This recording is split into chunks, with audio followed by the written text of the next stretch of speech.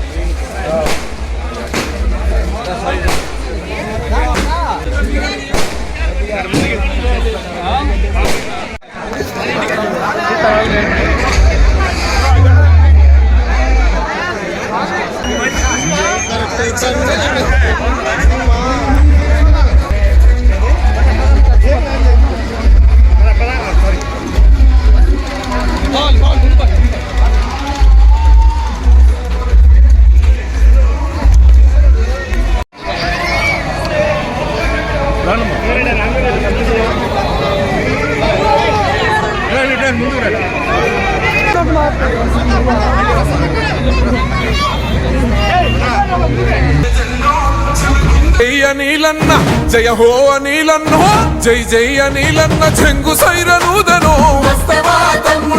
నర్సరావుపేటలోన యుద్ధం మొదలోయనో